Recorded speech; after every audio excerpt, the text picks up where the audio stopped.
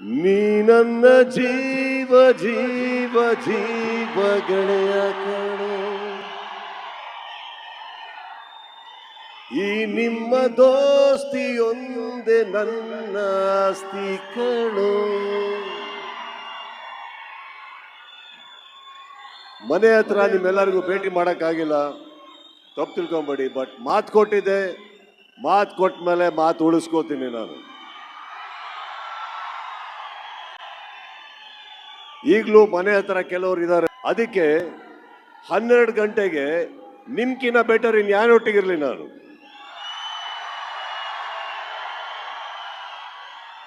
ಇದಕ್ಕಿನ್ನ better gift ನನಗೆ ಯಾರು ಕೊಡೋಕ್ಕೆ ಸಾಧ್ಯನೇ ಇಲ್ಲ.